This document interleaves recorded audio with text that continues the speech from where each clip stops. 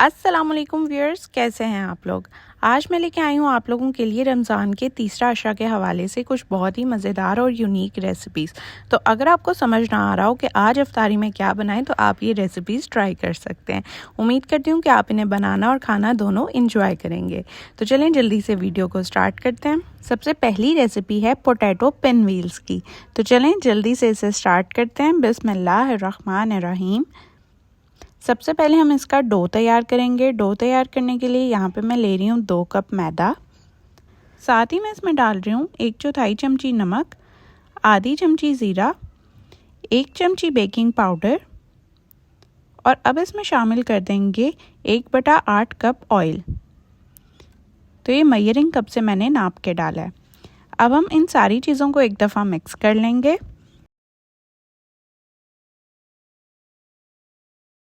अब इसमें थोड़ा थोड़ा करके पानी शामिल करते जाएंगे और इसे मिक्स करते जाएंगे। याद रहे कि डो हमने बहुत ज़्यादा सॉफ्ट नहीं करना बल्कि थोड़ा सख्त रहने देना है। अब चम्मच को मैंने निकाल दिया और हाथ से मैं इसे मिक्स करती जाऊंगी और इसे गूंथती जाऊंगी।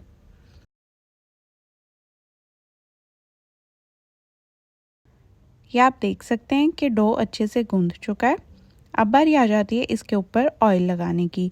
ऑयल लगाने से ये ऊपर से ड्राई नहीं होगा और सॉफ्ट सॉफ्ट रहेगा। तो ऊपर हमने थोड़ा सा ऑयल डाल देना है और हाथ से इसे फैला लेना है। अब हमने इसको 1 घंटे के लिए छोड़ देना है। इतनी देर में ये अच्छे से सेट हो जाएगा। तो चलें इतनी देर में हम स्टफिंग तैयार कर लेते हैं। यहाँ पे मैंने ले लिए 3 अदद बड़े साइज़ के उबले हुए आलू। साथ इसमें डाल रही हूँ आधी चमची नमक, आधी चमची सुरख मिर्च पाउडर, आधी चमची चाट मसाला, आधी चमची कुटी लाल मिर्च और 1/4 चमची काली मिर्च पाउडर। साथ ही मैं इसमें थोड़ा सा ताज़ा कटा हुआ धनिया शामिल कर रही हूँ। इससे इसका कलर और टेस्ट दोनों बहुत अच्छे लगेंगे। अब हमने आलू को अच्छे से मैश करते जाना है। यहाँ पे आपने एक बात का ख्याल रखना है कि आलू अच्छे से मैश होना चाहिए, यानी इसका कोई भी ज़रा इसमें मोटा नहीं होना चाहिए, वरना जब हम पिन व्हील्स बनाएंगे तो हमें उसकी शेप देने में मुश्किल होगी। यहाँ पे पोटैटो मैशर मैंने निकाल लिया था और अब चम्मच से मैं इसे मिक्स कर रही हूँ। तो ये स्टफिंग हमारी रेडी हो चुकी है। चलें अब देखते हैं हमारा डो कहाँ तक पहुँचा। ये देखें व्यूअर्स, डो हमारा अच्छे से सेट हो चुका है। हाथ से मैं इसे दबा रही हूँ तो ये हल्का हल्का सा फूल भी रहा है। तो बिल्कुल इसी तरह से आपका भी डो रेडी होना चाहिए। तो चलें अब हम इसे पिन व्हील की शेप दे लेते हैं। इसके लिए हमने इसे सबसे पहले बेल लेना है। तो किसी भी सरफेस पे रख के आपने इसे बड़ा सा बेल लेना है। मैं इसे थोड़ा सा रेक्टेंगुलर शेप में बेलूंगी। आप देखते जाएं मैं किस तरह से कर रही हूँ। साथ में मैंने इस पर हल्का सा मैदा भी डस्ट किया था ताकि बेलन के साथ चिपके नहीं और इजीली ये फैलता जाए। अच्छा, कटिंग बोर्ड मेरा छोटा पड़ा था तो फिर मैंने शेल्फ को अच्छे से साफ़ करके उस पर इसे बेल लिया था। तो आप चाहें तो कोई मैट रख लें या इस तरह से आप इसे बेल सकते हैं। तो ये देखें, इसे मैंने रेक्टेंगुलर शेप में अच्छे से फैला ली है।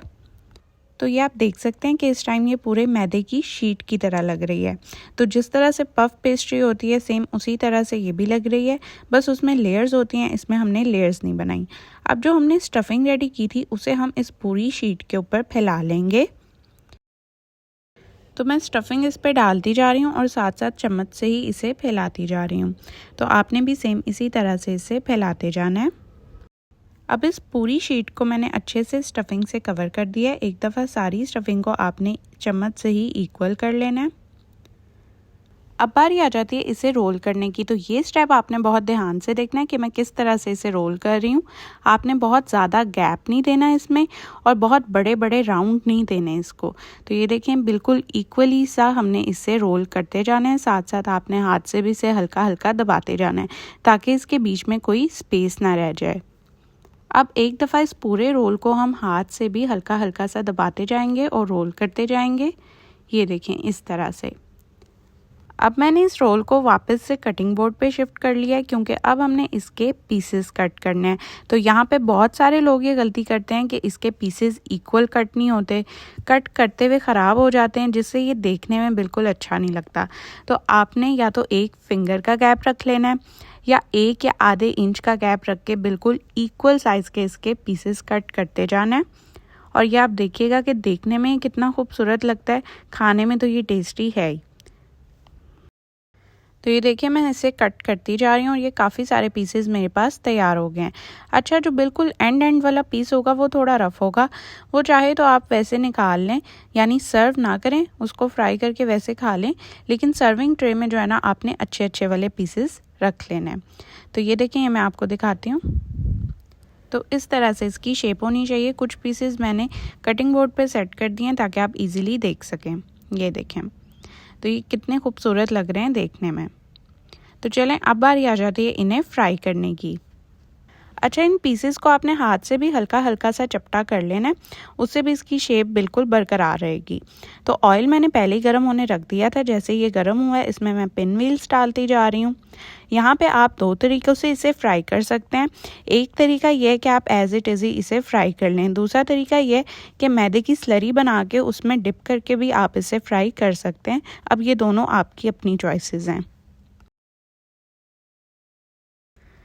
तो अब फ्राइज़ को इस तरह से करना है कि दोनों साइड पे हमने हल्का सा इस पे ब्राउन कलर दे लेना है। बहुत ज़्यादा ब्राउन नहीं करना, वरना ये अकड़ा लगेगा। तो वैसे हमने इसमें बेकिंग पाउडर डाला हुआ है, तो ये बहुत जल्दी बन जाएगा, अंदर से कच्चा नहीं रहेगा। साथ साथ आपने इसे पलटते जाना है। जब दोनों साइड पे अच्छा सा ब्राउन कलर आ जाएगा, यानी लाइट गोल्डन ब्राउन कलर आ जाएगा, तब आपने इसे निकाल लेना है।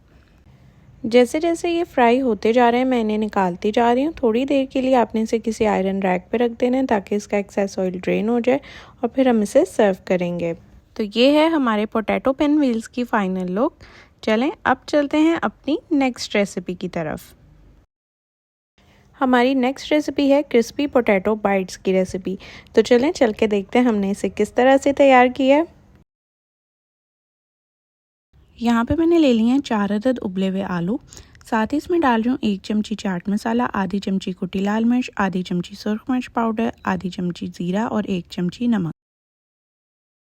ये सारे मसाले डालने के बाद अब मैं इसमें डाल रही हूँ आधी चमची काली मिर्च पाउडर और साथ ही थोड़ा सा ताज़ा कटा हुआ धनिया। धनिया से इसका कलर भी बड़ा अच्छा सा आएगा और इसका टेस्ट भी इन्हेंस होगा। अब हमने इसे अच्छे से मैश कर लेना है। मसाले डाल के जब आप आलू को मैश करते हैं तो उससे एक तो ये होता है कि मसाले भी साथ में मिक्स होते जाते हैं।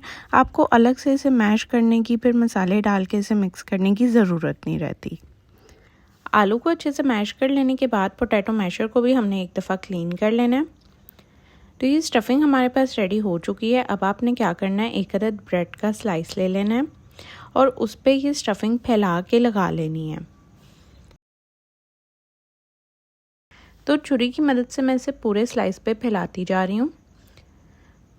थोड़ी सी स्टफिंग हम और इसके ऊपर डालेंगे और इसे भी फैला लेंगे। तो अच्छे से किनारे भी हमने कवर कर लेने हैं। अब आपने इस स्लाइस को कट कर लेना है 4 हिस्सों में। तो मैं 4 स्क्वायर्स इसके कट कर रही हूँ। आप चाहें तो इसको बीच में से भी हाफ कर सकते हैं और इसकी ट्रायंगुलर शेप भी कट कर सकते हैं।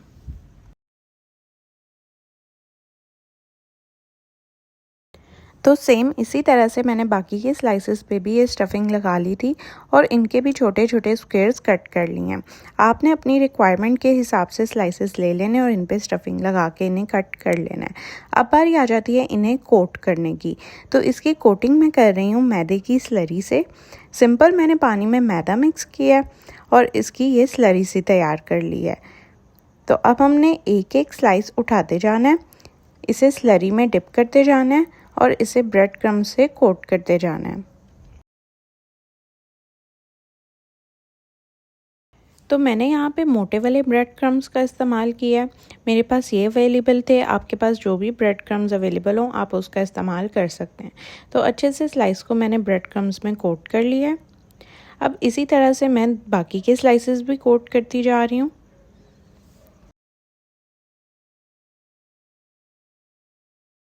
तो अच्छे से आपने इसे ब्रेड क्रम्ब से कवर कर देना है। साथ में हाथ से हल्का हल्का दबा भी देना है ताकि सारे ब्रेड क्रम्ब्स अच्छे से इसके ऊपर चिपक जाएं। अच्छा, यहाँ पे एक टिप आपके साथ शेयर करती चलूँ कि आलू वाली जो आइटम है ना, आप कोशिश करें कि उसको ज़्यादा फ्रीज़ ना करें, वरना जब आप इसको डीफ्रॉस्ट करके फ्राई करेंगे तो फिर ये बिल्कुल भुरभुरी होनी शुरू हो जाएगी। तो आपने सेम टाइम पे ही इसे फ्राई कर लेना है। तो अब ये सारे स्लाइसेस तैयार कर लेने के बाद मैं इनको रख रही हूँ फ्राई करने के लिए। मैं इन्हें पैन में फ्राई कर रही हूँ, यानी शैलो फ्राई कर रही हूँ, इन्हें डीप फ्राई नहीं कर रही। तो बस दोनों साइड्स पे अच्छा सा गोल्डन ब्राउन कलर देके मैं इन्हें निकालती जाऊँगी।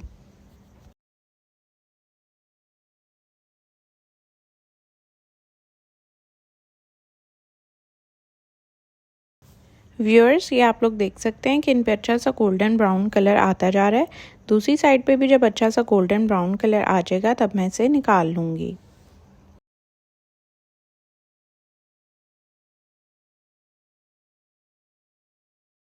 व्यूअर्स, ये है हमारे क्रिस्पी पोटैटो बाइट्स की फाइनल लुक। तो अगर आपको ये रेसिपी अच्छी लगी है तो जल्दी से वीडियो को लाइक करते चलें और चैनल को सब्सक्राइब करते चलें। चलें जी, अब हम चलते हैं अपनी नेक्स्ट रेसिपी की तरफ। ये रेसिपी आ जाती है एक मज़ेदार से शेक की रेसिपी। मैंने इसे नाम दिया है राइट शेक का, क्योंकि हमने इसे तैयार किया है राइट बिस्किट के साथ। तो यहाँ पे मैंने 2 पैकेट ले लिए हैं राइट बिस्किट के, साथ में मैंने ले लिया ये होममेड आइसक्रीम। तो चलें अब जल्दी से इसे प्रिपेयर कर लेते हैं।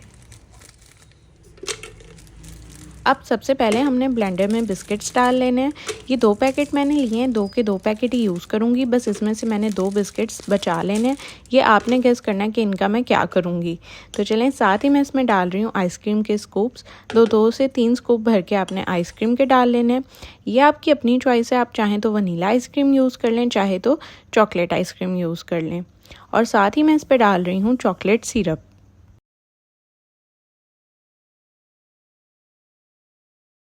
तो जितना मज़े का इसका प्रोसेस है ना, उतना ही मज़े का ये पीने में भी था। साथ ही मैं इसमें डाल रही हूँ 1 चमची चीनी की, 1 से 1.5 चमची। तो ये आपने अपनी चॉइस के अकॉर्डिंग डाल लेनी है।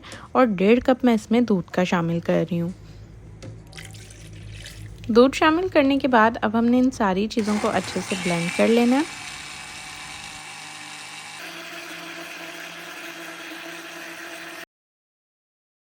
यहाँ पे मैं ग्लास को डेकोरेट कर रही हूँ चॉकलेट सिरप से, क्योंकि चीज़ खाने के साथ साथ देखने में भी खूबसूरत लगनी चाहिए। तो ये तो फिर हमारा शेक है और अब हम इसमें ये शेक पोर कर रहे हैं। अब लास्ट पे जो है टॉप पे मैं डाल रही हूँ व्हिपिंग क्रीम। ये आपकी अपनी चॉइस है, आप जिस तरह मर्ज़ी चाहें इसे डेकोरेट कर सकते हैं। तो मैं इसे व्हिपिंग क्रीम के साथ डेकोरेट कर रही हूँ। अब बिल्कुल लास्ट पे मैं इस पे रख रही हूँ राइट बिस्किट, जो मैंने शुरू में बचा लिया था। तो ये है जी हमारा मज़ेदार सा राइट शेक। उम्मीद करती हूँ कि आपको ये रेसिपी अच्छी लगी होगी, क्योंकि ज़िंदगी का राइट तो यही है। चलें अब चलते हैं अपनी नेक्स्ट रेसिपी की तरफ। हमारी नेक्स्ट रेसिपी है क्रिस्पी चिकन फिंगर्स की रेसिपी। तो चलें इसे स्टार्ट करते हैं। बिस्मिल्लाहिर्रहमानिर्रहीम। यहाँ पे मैंने ले लिया है 1 अदद उबला हुआ आलू और आधी चिकन ब्रेस्ट, जिसे मैंने बॉईल करके मोटा मोटा श्रेड कर लिया था, और साथ ही 1 छोटी कटोरी दूध की। साथ ही मैंने आधी शिमला मिर्च काट ली है और आधा छोटा प्याज काट लिया है। ये चीज़ें इसमें शामिल होंगी। तो सबसे पहले हम चॉपर में ये कटा हुआ प्याज और शिमला मिर्च डाल लेंगे। साथ ही इसमें श्रेड हुआ हुआ चिकन ऐड कर रही हूँ। तो चिकन मैं आधा शामिल कर रही हूँ और आधा मैंने अभी बचा लिया है। अब ये जो 1 छोटी कटोरी दूध की रखी थी, इसमें से आधा दूध मैंने इसमें डाल दिया है और साथ ही 2 छोटी चमची ब्रेड क्रम्स की इसमें डाल रही हूँ। और इसमें आधा अंडा शामिल कर रही हूँ। तो अंडा आधा ही शामिल करना है, इससे ज़्यादा इसकी क्वांटिटी नहीं करनी। साथ ही इसमें आधी छोटी चमची नमक की डाल रही हूँ, आधी छोटी चमची सुरख मिर्च पाउडर, आधी छोटी चमची काली मिर्च पाउडर और ज़रा सा चाट मसाला इसे टेस्ट देने के लिए। अब एक दफ़ा चॉपर को हमने चला लेना है। तो ये आप देख सकते हैं सारी चीज़ें अच्छे से पिस गई हैं। अब जो बचा हुआ चिकन था वो इसमें शामिल कर रही हूँ। 2 चमची ब्रेड क्रम्स इसमें मज़ीद ऐड कर रही हूँ और उसके बाद जो बचा हुआ दूध था वो भी सारा डाल दूँगी और इसे दोबारा से चॉप कर लूँगी।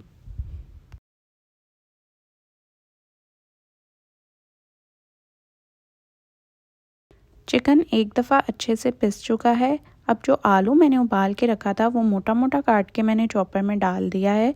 साथ ही हरा धनिया भी मोटा मोटा तोड़ के मैं चॉपर में डाल रही हूँ और एक दफ़ा दोबारा से हम चॉपर को चला लेंगे। तो चिकन फिंगर्स के लिए बैटर हमारा रेडी हो चुका है। अब हम इसे चॉपर में से निकाल लेंगे। एक दफ़ा मैं आपको इसकी कंसिस्टेंसी दिखा देती हूँ।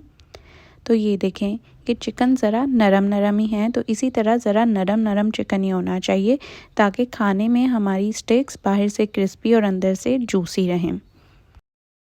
ये सारा बैटर मैं बाउल में निकाल चुकी हूँ। अब हम इसकी फिंगर्स तैयार कर लेंगे। तो हाथ पे हल्का हल्का पानी लगा लेना है, थोड़ा सा बैटर ले लेना है, उसका पहले एक बॉल सा तैयार करना है और फिर इस बॉल को लंबी सी फिंगर की शेप दे लेनी है।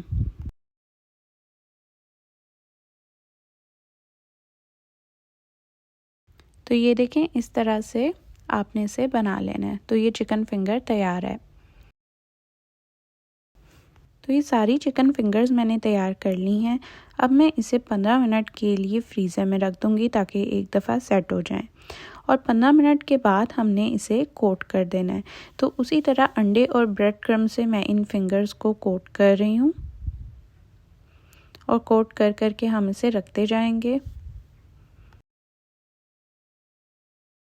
तो ये मोटे वाले ब्रेड क्रम्स मैंने ले लिए थे और इसमें थोड़े से तिल भी ऐड कर दिए थे। तो जब हम इसे फ्राई करेंगे ना, तो तिल भी साथ में नज़र आएंगे, बड़ी अच्छी सी इसकी शेप लगेगी। सारी चिकन फिंगर्स मैंने तैयार कर ली हैं। इसे दोबारा से 15 मिनट के लिए फ्रीज़र में रख देंगे और उसके बाद हम इसे फ्राई करेंगे, या आप चाहें तो फ्रीज़ करके इन्हें स्टोर भी कर सकते हैं।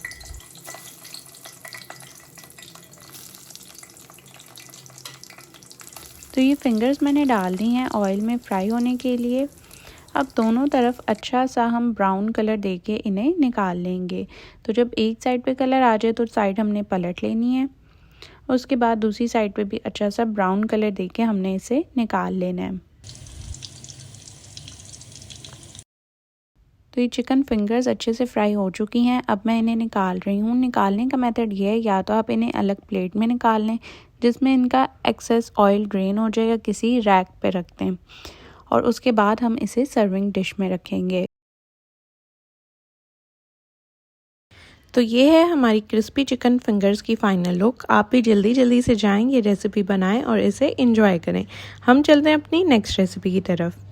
अब हमारी नेक्स्ट रेसिपी में आ जाती हैं ये मज़ेदार सी पोटैटो पॉकेट्स। तो जितनी यूनिक ये देखने में लग रही है ना, इसका सारा प्रोसेस भी उतना यूनिक है। तो चलें जल्दी से रेसिपी स्टार्ट करते हैं। बिस्मिल्लाहिर्रहमानिर्रहीम। सबसे पहले पैन में मैं ले रही हूँ 2 चमचे ऑयल के, साथ ही मैं इसमें डाल रही हूँ ये बॉइल्ड चिकन। ये बनता है तकरीबन 1 कप।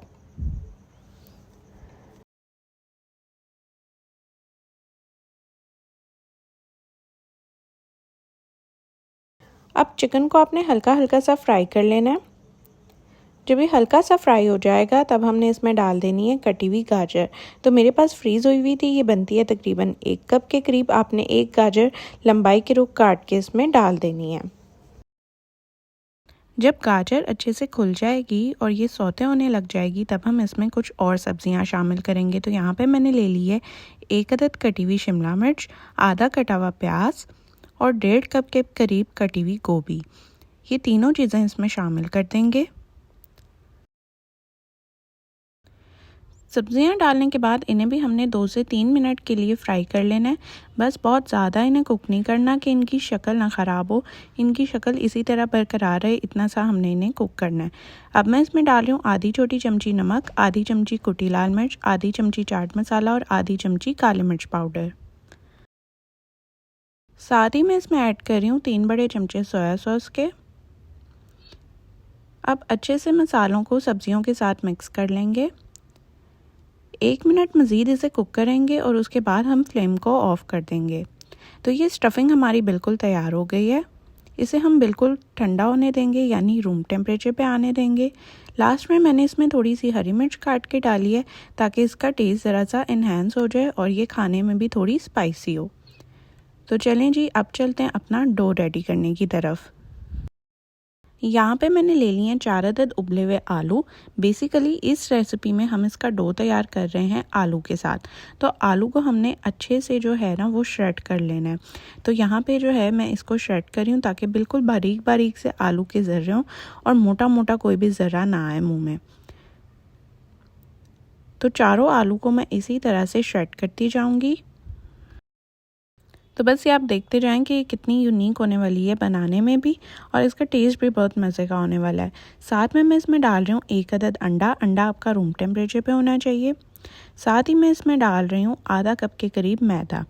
अच्छा, इसे आपने अच्छे से मिक्स करते जाना है। हल्का सा मैंने इसमें नमक भी शामिल किया है और मिक्स करके हमने इसका एक डोसा तैयार कर लेना है।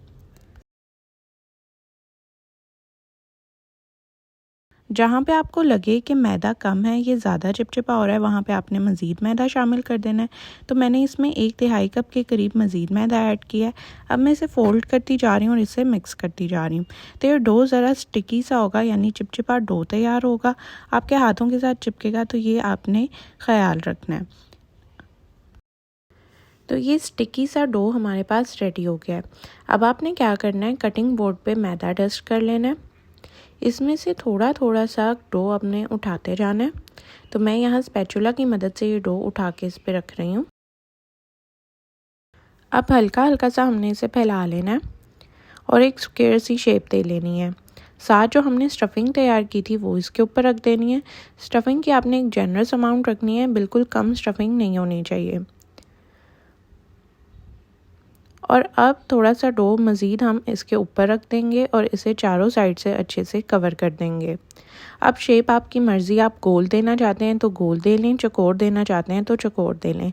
तो मैंने खैर इसको चौकोर शेप दी है। साथ साथ आपने मैदा डस्ट करते जाना है, क्योंकि बिल्कुल स्टिकी सा डो होगा तो हाथ के साथ चिपकेगा, इसीलिए आपने ऊपर अच्छे से मैदा डस्ट कर लेना है।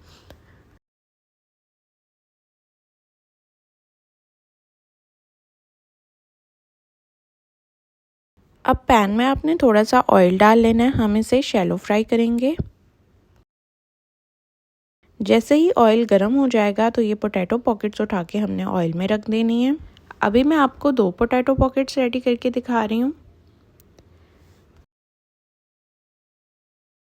जब एक साइड पे हल्का हल्का कलर आने लग जाएगा तब हम इसकी साइड चेंज कर लेंगे। इसी तरह दूसरी पोटैटो पॉकेट की साइड भी हम चेंज कर देंगे। और अब इसी तरह दूसरी साइड पे भी हमने अच्छा सा गोल्डन ब्राउन कलर दे लेना है। हम क्योंकि इसे शैलो फ्राई कर रहे हैं, इसीलिए इसके साइड्स के अलावा हमने किनारों पे भी हल्का हल्का सा ब्राउन कलर दे लेना है। तो ये आप देख सकते हैं मैं किस तरह से इसे फ्राई कर रही हूँ। आपने भी सेम इसी तरह से इसे फ्राई करना है। तो ये है हमारी पोटैटो पॉकेट्स की फ़ाइनल लुक। उम्मीद करती हूँ कि ये रेसिपी आपको अच्छी लगी होगी। खाने में बहुत ही मज़ेदार होगी, सॉफ्ट होगी और बच्चे भी बहुत एंजॉय करेंगे। तो चलें अब चलते हैं अपनी नेक्स्ट रेसिपी की तरफ। ये आ जाती है हमारी दही पकौड़ियों की रेसिपी। तो बाज़ार जैसी दही पकौड़ियाँ घर पे आप किस तरह से बना सकते हैं, ये सारी रेसिपी इसी पे बेस करती है। सबसे पहले हम ले लेंगे एक बाउल में थोड़ी सी ग्रीन चटनी। ये वही धनिया पुदीने की चटनी है जो आम हमारे घरों में बनाई जाती है। अब साथ ही मैं इसमें डाल रही हूँ आधा किलो दही। दही शामिल करने के बाद इसमें मसाले ऐड कर देंगे। यहाँ पे मैंने ले ली 1/4 चमची काली मिर्च पाउडर, आधी चमची चाट मसाला, आधी चमची लाल मिर्च पाउडर, आधी चमची ज़ीरा और 1 चमची नमक। मसाला ऐड करके आपने हल्का सा इसे मिक्स कर लेना है। अब बारी आती है इसे सही बाज़ारी टेस्ट देने की। इसके लिए मैं इसमें इस्तेमाल कर रही हूँ खुबानी की खट्टी मीठी चटनी का। तो 4 से 5 चमचे आपने इसमें खुबानी की चटनी डाल लेनी है। ये फ्रीज़ हुई हुई थी इसलिए जमी जमी सी थी। तो आपको लग रहा है कि मैंने 1 चम्मच डाली है, लेकिन टोटल क्वांटिटी इसकी 4 से 5 बड़े चमचे बनती है। साथ ही मैं इसमें डाल रही हूँ थोड़ा सा कटा हुआ प्याज, थोड़ा सा कटा हुआ आलू जिसे मैंने बॉईल कर लिया था। साथ ही मैंने एक टमाटर काट लिया और थोड़ी सी गोभी काट ली। तो ये सब्जियां आप अपनी चॉइस के अकॉर्डिंग भी डाल सकते हैं। साथ ही मैं इसमें 1 कप के करीब उबले हुए चने शामिल कर रही हूँ। अब अच्छे से इसे हम मिक्स कर लेंगे।